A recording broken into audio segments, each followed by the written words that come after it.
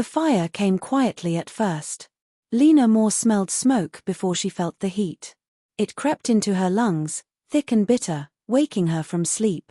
She opened her eyes to darkness and coughing, her throat burning as if scraped by knives. "Mom! Dad!" she tried to call, but only hoarse air came out. The house was filled with smoke. The familiar walls of her childhood home were swallowed by black shadows. Flames licked the curtains, climbing slowly, patiently, as if they had all the time in the world. Lina stumbled out of bed, barefoot, the floor already warm. Her heart pounded wildly. Why is no one here? She thought in panic. She remembered clearly her parents had gone to a family dinner. Her younger sister Anna was staying over at a friend's place. Only Lina had stayed home, saying she was tired. Her phone was gone. Her laptop, where she had been working earlier, was still on the desk, screen dark. A loud crack echoed above her head. Something fell. Fire rushed in faster. "Eric!" Lina screamed her brother's name with the last of her strength. "Help me!" No answer. As the smoke swallowed her vision, one thought surfaced, sharp and strange. This fire feels deliberate. Then everything went black. Lina woke up gasping. She sat up suddenly, hands clutching her chest, sweat soaking her pajamas. Sunlight poured through pale blue curtains. Birds chirped outside the window. Her room. Her old room. The one she hadn't seen in years. She froze. The walls were still covered with the faded posters she put up in college. Her desk sat by the window, cluttered with notebooks and pens. On the shelf was a cracked photo frame, her family of 5, smiling stiffly. Her heart beat so loudly she could hear it in her ears. "This is," her voice trembled. "Impossible." She grabbed her phone from the bedside table. An old model. The screen lit up slowly. Date, May 12, 2016. 10 years ago. Lina stared at the screen until her eyes hurt. "No, no," she shook her head. "I died. I burned to death." A knock came from the door. "Lina," a woman's voice called. "Get up already. You'll be late for work." Her mother. Helen Moore. Alive. Sharp. Impatient. Lina's breath caught. Her body moved on instinct as she slid off the bed and opened the door. Helen stood outside, apron tied at her waist, hair neatly pulled back. She looked exactly the same as Lina remembered, stern eyes, thin lips. "You're spacing out again," Helen said. "Breakfast is ready. Don't act lazy." Lina opened her mouth but couldn't speak. Helen frowned. "What's wrong with you this early?" Lina swallowed hard. "Nothing." Downstairs, the sound of laughter drifted up. A familiar male voice. "Mom, where's my jacket?" Eric called. Lina's fingers curled slowly. Eric Moore. Her younger brother. She walked down the stairs like she was stepping into a dream. The smell of fried eggs filled the kitchen. Her father, David Moore, sat at the table reading the news on his tablet. Anna sat quietly beside him, scrolling on her phone. Eric leaned against the counter, smiling brightly, his hair slightly messy. "Morning, sis," he said cheerfully. "You look pale." Lina stared at his face. Clean. Gentle. Harmless. This is the face everyone trusted, she thought. Her chest tightened for no clear reason. She sat down at the table. Helen placed a plate in front of her, then immediately turned to Eric. "Eat more," Helen said softly. "You have a long day." Eric grinned. "Thanks, Mom." Lina pushed her eggs around with her fork. David glanced at her. "Why so quiet?" "I didn't sleep well," Lina replied. "That's because you think too much," Helen said without looking at her. "Focus on work. Don't cause trouble." The words were ordinary. Familiar. Yet they felt wrong. Lina looked around the table. No one mentioned the fire. No one knew she had just died. Her gaze drifted to Anna. Her sister's head was lowered, shoulders slightly tense, like she was trying to disappear. She was always like this, Lina remembered. Silent. Afraid. Eric grabbed his jacket. "I'm heading out." Helen rushed to him. "Drive carefully." "I always do." As Eric walked past Lina, their shoulders brushed. For a split second, Lina felt a chill. A sudden image flashed in her mind: police lights, a damaged car, blood on the road. She sucked in a sharp breath. Eric paused. "Are you okay?" Their eyes met. Something dark flickered behind his smile. "I'm fine," Lina said quietly. Eric nodded and left. The door closed. The house fell silent. Lina's hands began to shake. Why did I remember that just now? She wondered. Her mind replayed her final night again: the fire, the empty house, the missing laptop. Then another memory surfaced, one she had ignored for years. A fire report. A conclusion stamped clearly on paper. Cause: electrical accident. Lina clenched her fist under the table. Why was I the only one home that night? And why did the fire start right after I found something on Eric's computer? Her heart sank slowly. This was not a gift. This rebirth was a warning. Lina looked toward the staircase leading back to her room, her old laptop waiting upstairs. This time, she would remember everything. And this time, she would not burn alone. The morning sun slanted through Lina's bedroom window, cutting across the floor in golden stripes. It should have felt warm and ordinary, but Lina felt a weight pressing on her chest, a mixture of dread and determination. She dressed quietly, her movements deliberate. Every gesture, every step, she felt the edges of her second chance. She could no longer trust her instincts from her past life.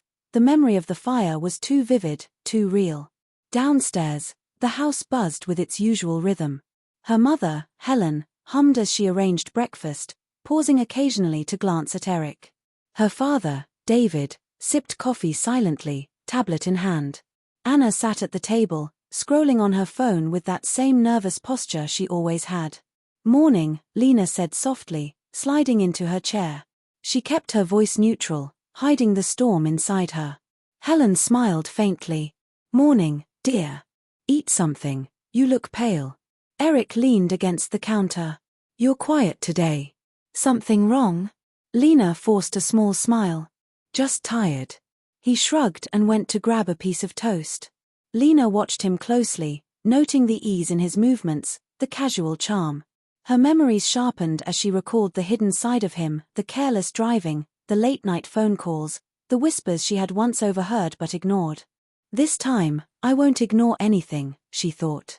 After breakfast, Lina decided to leave the house under the pretense of going to work. Outside, the air smelled fresh with the faint hint of spring blossoms. She walked the streets she had known so well, trying to calm her racing mind. Her plan was simple for now: observe, gather, remember. Her first stop was a small cafe she had often passed but never entered, where she knew Ryan Chen, a young investigative journalist she vaguely knew in her past life, often worked. Inside, the cafe buzzed with customers. The smell of coffee was comforting. She spotted Ryan behind the counter, scribbling notes in a small notebook. His dark hair fell slightly into his eyes as he concentrated. "Ryan," she said softly. He looked up, startled. Recognition flickered in his eyes. "Lina." "Wait, how?" She shook her head. "Not now. I need to talk." He nodded and led her to a quiet corner. Lina spoke carefully, her voice low. "I need your help," she said. "Something happened 10 years from now, something dangerous. I can't explain fully, but it's about my brother." Ryan frowned. "Your brother? What do you mean?" "I'll show you later," Lina said. "For now, watch him. And watch my family. They're hiding something. I remember it. I died because of it. And now I'm back." Ryan's eyes widened, but he didn't laugh or dismiss her. Something in her tone made him take her seriously. "All right," he said slowly. "If this is real, I'll help. But you have to promise to be careful. If someone finds out you know, things could get dangerous." "I know," Lina said. Back at home, Lina returned quietly, careful not to show any signs of tension. She watched as her mother cleared dishes, Eric fiddled with his phone, and Anna sat silently, shoulders hunched. It was subtle, the way her mother's eyes softened when she glanced at Eric, the way David would quietly intervene whenever Eric forgot something, the way Anna seemed to shrink whenever anyone raised their voice. They all protect him, Lina realized. They always have. She thought about the accident file she had glimpsed on the laptop yesterday. The car accident, the victim, the cover-up, it all connected. And now she understood why no one had cared about her death in her previous life. She had stumbled on the truth, and that truth had burned her alive. Lina sat in her room that night, notebook open, pen in hand. She started documenting everything she observed today. Eric, careless, charming, manipulative. Possible involvement in a serious accident. Helen, protective of Eric, even when wrong. Willing to bend rules. David, quiet, calculating, aware of cover-ups. Anna, fearful, passive, easily influenced. Her hand shook as she wrote.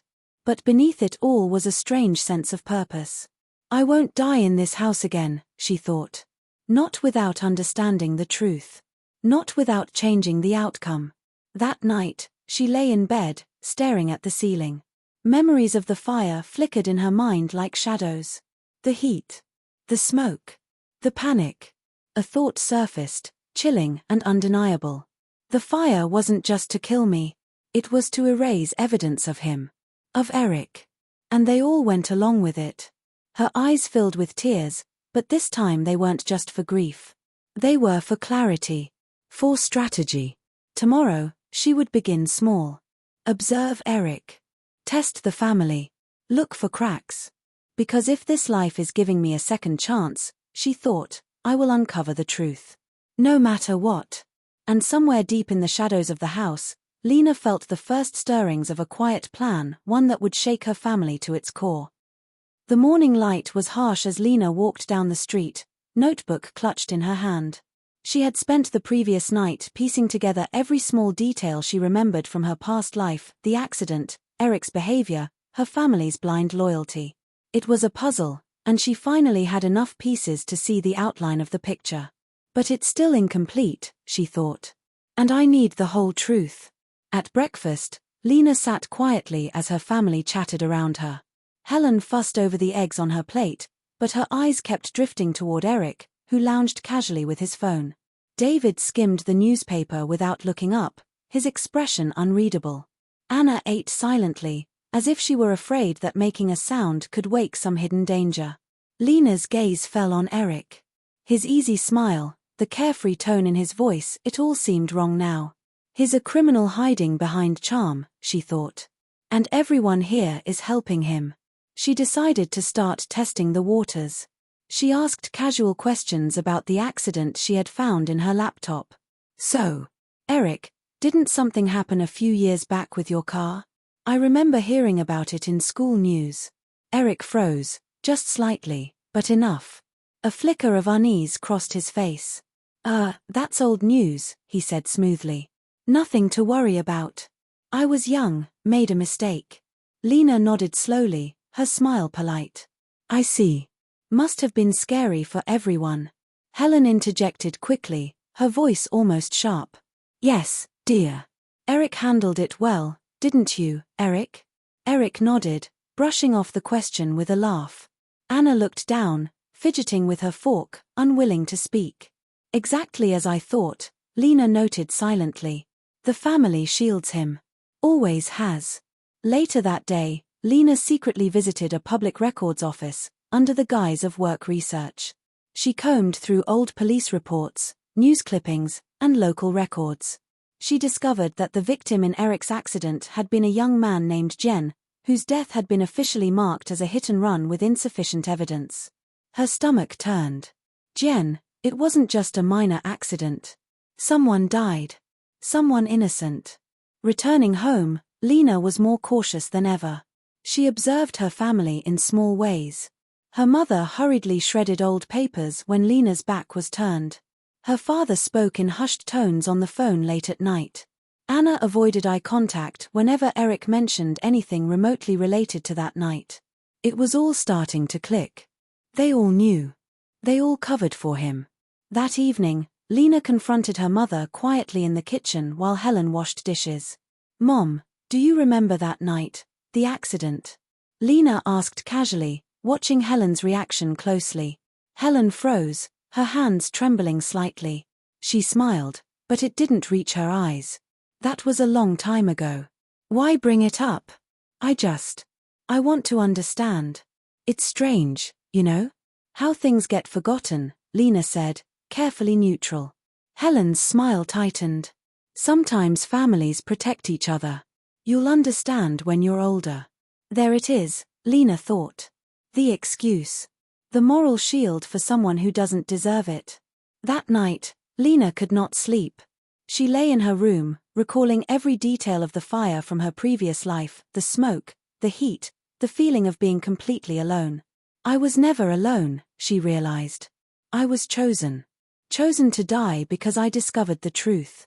Her hands shook as she thought about Eric.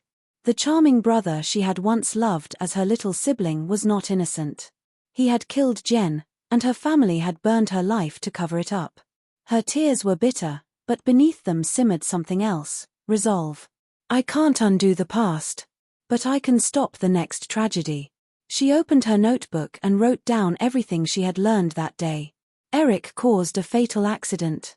Helen destroyed evidence. David covered it silently. Anna witnessed but stayed silent.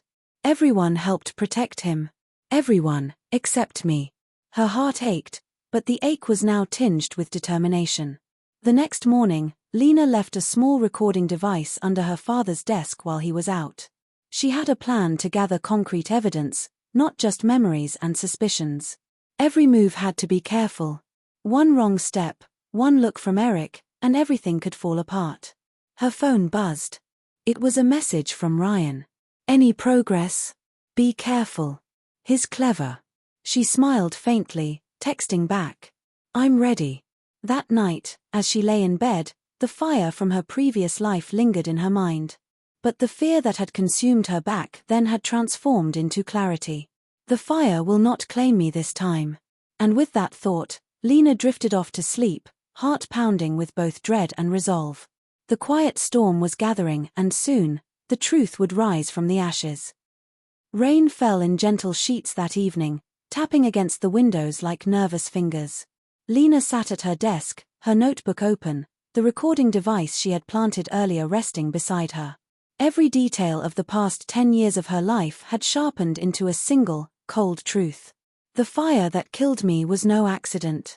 Eric Moore killed Jen, and my family protected him. Her pen moved quickly across the page, documenting every subtle clue she had collected so far.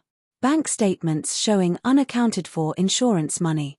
Eric's unexplained absences on critical dates. Her mother shredding documents and moving files quietly. Her father making phone calls at odd hours.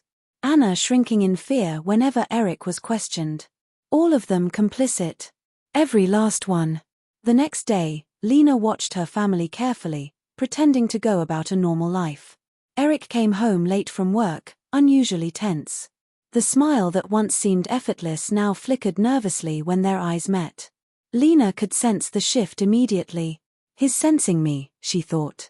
I've changed. I notice everything he hides. She waited until he left the room before approaching Anna quietly. Her younger sister flinched at the sound of her voice. Anna, you don't have to be afraid, Lina said softly. I know what happened. I know what you've seen.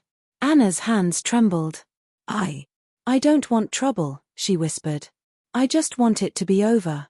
You can help me, Lina said gently. You can tell me the truth. Nothing will happen to you if you just speak. Anna's lips trembled. I saw him, that night, with the car. I didn't tell anyone. Mom and Dad said to stay quiet. Lina nodded, heart heavy but steady. Finally. The cracks in their family were becoming visible. Later that night, Lina activated the recording device she had placed under her father's desk. David sat across the room, reading a book, unaware that his words were being captured. He spoke softly on the phone, unaware he was being recorded. Yes, everything is handled. The boy is gone. No one will find out. Mom knows. Anna is silent. Nothing will reach anyone outside. Lina's hands shook slightly. This was it, proof of their complicity. Not just Eric, but everyone. The fire was planned. They burned me because I saw too much. The next morning, Eric's unease became more obvious.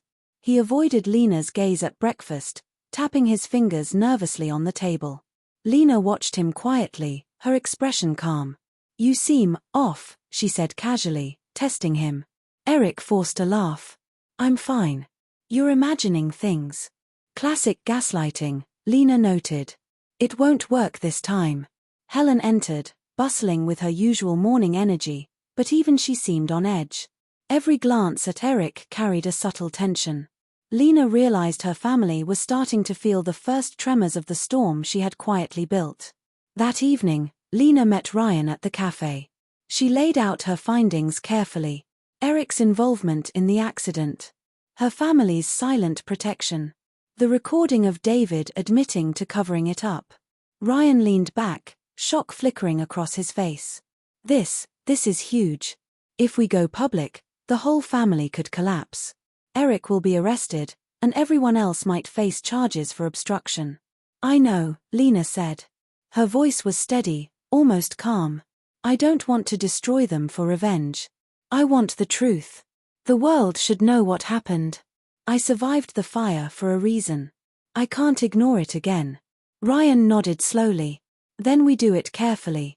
We gather every piece of proof. One slip, and he'll cover it up again. This has to be airtight." Lina smiled faintly. For the first time in 10 years, she felt in control. The fear of the fire no longer ruled her. Back at home, Eric was restless. He paced the living room, phone in hand. His charming mask had cracked, revealing the first glimpses of panic. He remembered her sudden calm, her eyes that now noticed everything. "She's changed," he thought. "She's not the same sister I didn't want to hurt. She's dangerous now." Eric's paranoia grew. Every glance from Lina made him flinch, every question felt like a trap. And all the while, Lina watched. Patient. Silent. Calculating. "The fire won't take me this time," she thought. "I have proof. I have witnesses. And I will see the truth exposed." The episode ended with Lina sitting in her room, rain pouring against the window, notebook open, recording device blinking softly. The calm before the storm. Eric doesn't know it yet, but the fire he started will consume him, not me. The morning air was heavy and still, as if the city itself was holding its breath. Lina sat at her small kitchen table, her notebook open and her pen hovering. Today would not be like any other. Today, she would finally move from quiet observation to action. She had everything she needed: the recording of her father admitting the cover-up, the documents proving Eric's involvement in Jen's death, and Anna's whispered confession. She also had Ryan, who was ready to help her bring the truth into the light. No more hiding. No more waiting. Eric entered the kitchen that morning, rubbing his eyes. Something about Lina's calm demeanor unsettled him. She didn't greet him. She didn't smile. Her eyes were sharp, alert, calculating. "Morning," he said cautiously. "Morning," she replied evenly. He paused, searching her face. "She's changed. I can feel it." By noon, Lina met Ryan at his office. He had arranged a quiet meeting space, far from prying eyes. Lina handed him the recordings, the emails, and screenshots she had carefully gathered. Ryan leaned back, reviewing the files. This is solid. No one could dismiss it. "I want it to be undeniable," Lina said. Her voice was firm. Not just evidence of Eric's crime, but proof that the whole family was involved in covering it up. Ryan nodded. "If we go public with this, Eric goes to jail. Your parents could face charges. Anna, she'll be exposed too." Lina's hand rested on the notebook, covering the lines she had written the night before. "I know. But it's time. I can't live another 10 years in fear. I survived the fire to see the truth." Ryan paused, studying her face. "You're ready for this?" She nodded slowly. "Yes. I survived once. I won't survive a lie twice." Back at home, Eric had begun to notice subtle changes in Lina's behavior over the past few days: how she observed everything, how she never seemed flustered, how she made no mistakes. His calm mask started to crack. He confronted her in the living room. "Lina, what are you doing? You've been acting weird lately." Watching me. Writing things down. What is it? Lina looked at him without flinching. I've been noticing things, she said quietly. Things you think you can hide. Eric laughed nervously. You're imagining things. Stop it. I remember everything, Lina said. Everything you've done. Everything our family covered up. And this time. I won't stay silent. A flicker of panic crossed Eric's face. You can't. You don't know what you're talking about. I know enough, Lina said. And soon, everyone else will know too. The next day, Ryan published an exposé using the evidence Lina had collected. The city woke up to the shocking headline. More family cover-up, hit-and-run death exposed after 10 years. News outlets picked it up immediately. Social media erupted. Eric's smiling face in old photos contrasted sharply with the accusation of murder. Her parents were named as accomplices in the cover-up. Anna's silence was revealed as complicity through neglect. The house became silent as they watched the news unfold. Helen sank into a chair, hands trembling. David held the remote like it was a lifeline, his calm exterior cracking under pressure. Anna buried her face in her hands. Eric, pale and shaking, looked at Lina. You did this? Yes, she said softly. Because the fire didn't kill me the first time, and I'm not afraid anymore. The tension was unbearable. Her family, once untouchable in its silence and secrecy, now faced the consequences of their choices. Over the next few days, the police arrived to question the family. Eric was arrested for the hit-and-run that killed Jen. Her parents faced investigations for obstruction of justice. Anna was terrified but relieved to finally speak the truth openly. Lina watched from a distance as the family she had loved and feared crumbled quietly. The house that had once burned her now felt cold and empty, like the ashes of the life she had once known. But for Lina, there was also a strange sense of relief. Justice doesn't feel triumphant, she thought. It feels quiet. It feels necessary. Ryan stayed by her side, not as a savior, but as a steady presence. You did it, he said softly. No, Lina replied. We did it. Together. And now, it's over. That night, she sat by the window, rain tapping gently against the glass. The house no longer felt like a trap. It felt like a reminder of pain survived, truths uncovered, and a life reclaimed. For the first time in 10 years, Lina felt a lightness she hadn't thought possible. The fire took me once. But this time, I survived it. And I'll never let it define me again. The city felt different now. The air was softer, quieter, and Lina noticed it immediately as she walked along the familiar streets. The chaos of the past few weeks, the arrests, the news, the whispers of scandal, had begun to settle into something almost peaceful. She no longer lived under the weight of secrets or fear. The fire that had once claimed her life no longer haunted her dreams. Her apartment was small but bright, sunlight spilling through the windows. Lina had unpacked only a few things, her notebooks, her laptop, and a single framed photo of her family before everything fell apart. She hadn't wanted to keep reminders of the house where she had almost died, but a part of her needed that connection to remember why she survived. Ryan sat across from her, sipping tea. He had stayed in her life, not as a savior but as a friend who had walked with her through the storm. You're really moving on, aren't you? He asked softly. Lina nodded. I survived something I never thought I would. It's not about revenge or anger anymore. It's about choosing my life, my peace. Ryan smiled faintly. And the family? They're facing consequences, Lina said. Her voice was calm, almost gentle. But I don't hate them anymore.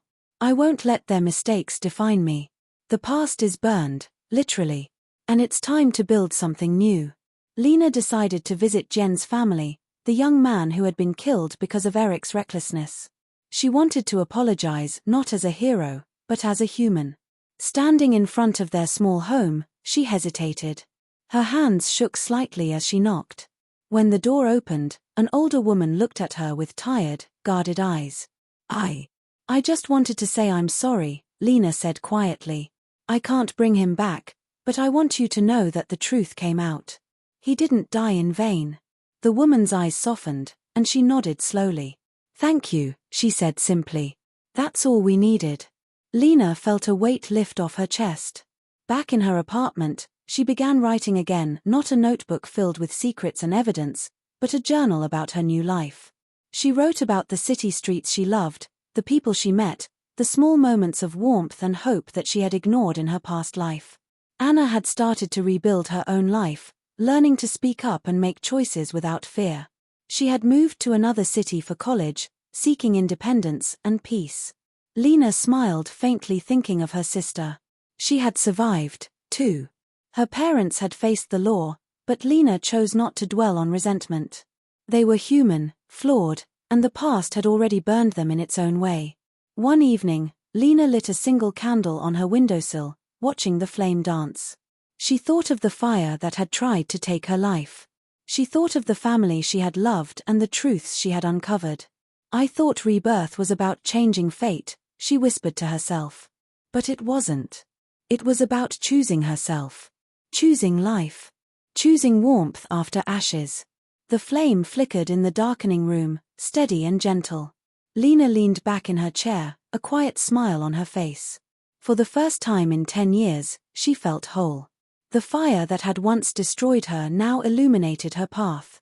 And for Lina Moore, that light would never go out.